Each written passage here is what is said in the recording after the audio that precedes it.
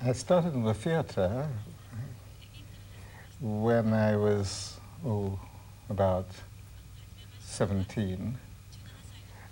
Not because I wanted to. I was only interested in making movies. From about the age of 10, my only interest was really films, and I wanted to make films.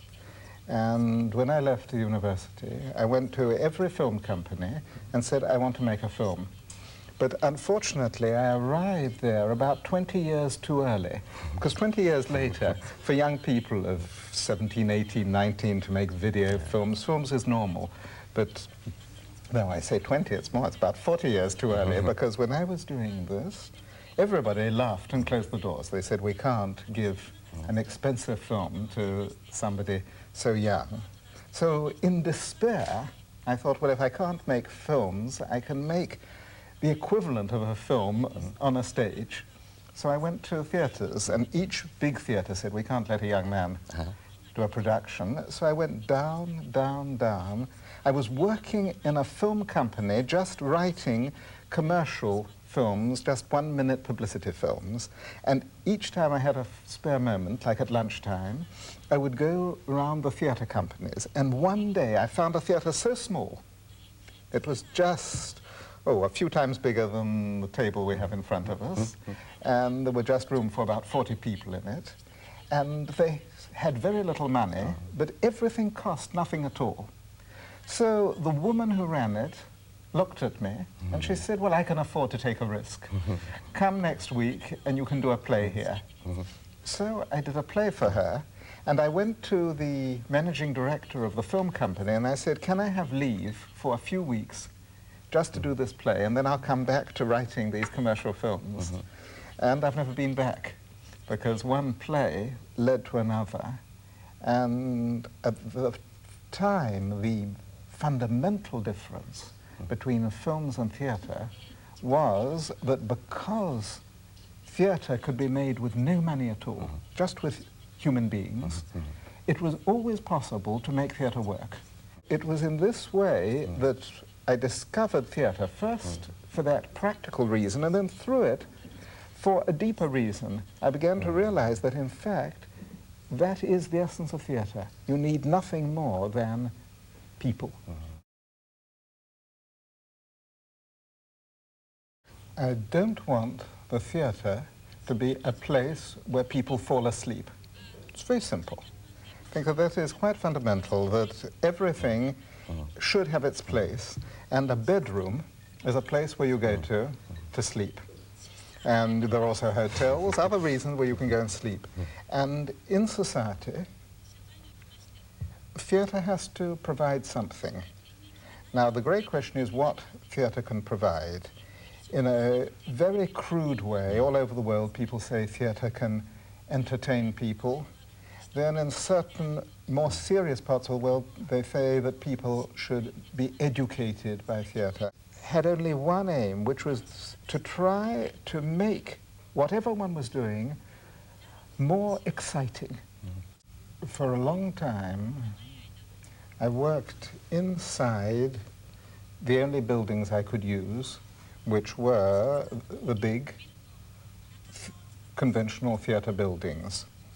And I accepted this. This was the one possibility, and within it there were many things that could be done. There was the audience, and then there was the stage. And at that time, what seemed to me interesting was to make very powerful images. And so I found that the stage was a very good instrument to make expressive and dramatic and dynamic pictures. And after a long time, I began to feel that a certain necessary element of life was missing. And so we then started making experiments by taking groups outside the building into many different places in the cities and in the countries. And over several years, we worked in several hundred places, none of which were buildings made for theatre. We worked in streets, in deserts, in jungles, in forests, by water, by sand, by rocks, inside people's houses today. Just at this moment in history, the most important thing for an audience is to feel that the actors, as Mr. Suzuki said, are normal human beings, and to feel close to them. For this, I found that if the surroundings seem to be not artificial, but made of elements out of the natural world, the natural relationship with the actors is at its strongest. So gradually, following this path, I came back to finding that our need was what we found in the Bouffe du Nord, which was a space that has a very strong feeling because of its bricks, because of its age, of being like somewhere that you could find in the open air, like a ruin that you could find somewhere in the country. There are two quite different ways of creating magic. I don't know if the word can be translated well into Japanese, but by that I mean the sort of poetic impression that astonishes people who go to the theatre. This can be produced in two quite different ways. One way is through what is considered beauty. That means that you make a beautiful building. You put beautiful things. In Europe, you put one form of beautiful chair, and in Japan, you do it in a different way, but you make a beautiful building. Then you get very carefully, you make beautiful objects, the most beautiful objects you can make. You make the most beautiful costumes. You study the most beautiful movements, and all of this is eventually to make the spectator feel he is lifted out of his world by all these acts of beauty. One can understand this, but there is another direction. The other direction is that you take something very ordinary. You take a glass, and normally a glass is just a glass, and a straw is just a straw. But by the power of the actor's, what you can call his imagination, but what I would really call, by the power of his calling on all his resources, the audience sees this transformed in front of them into something more beautiful than what an artist could make. Now, this is where there is a division today between two forms of theatre. And without criticizing the theatre of aesthetic beauty, I'd say that I don't belong to it. One is looking more for that other form of magic, which is the transformation in front of the audience of something which they would normally take to be banal, and which they actually find is extraordinary, because, in fact, everything in the universe can be extraordinary.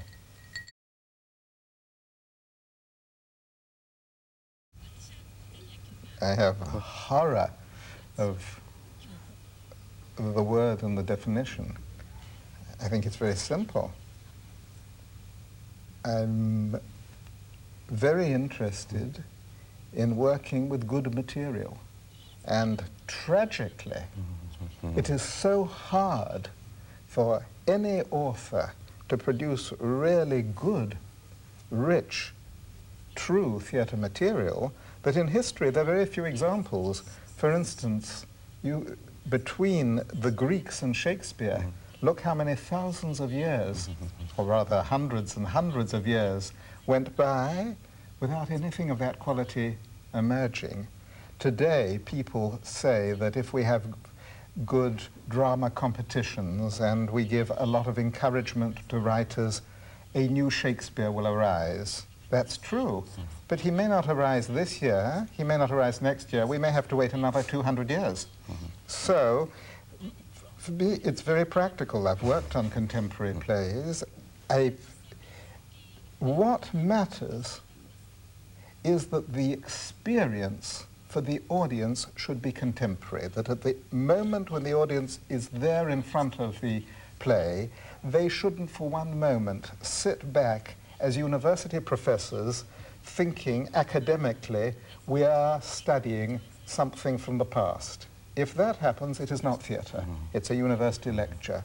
What matters is that the experience at the moment when it happens must be so real that if the play was written today, yesterday, 2,000 years ago, this should be of no consequence whatsoever.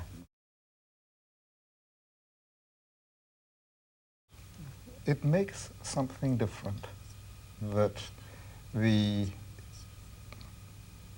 it's as though you take different chemicals and put them together. Each combination makes a different sort of combustion. Now here, these elements put together make, for an audience, a different impression. That's all I can say. Not better or worse, but different.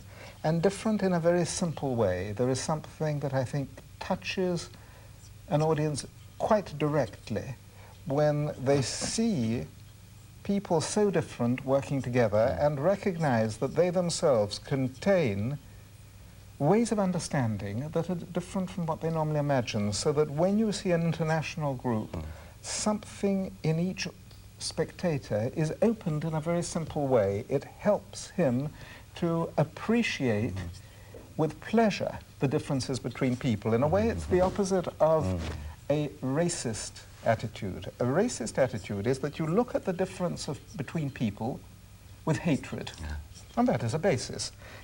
The opposite of that is to look at the real differences, and you don't hide them. On the contrary, you make a glory of them. People are different. That makes their interaction strong, and this is a very good thing to proclaim. And that is, I think, really the fundamental nature of an international group. To say, difference is beautiful, to use an old slogan.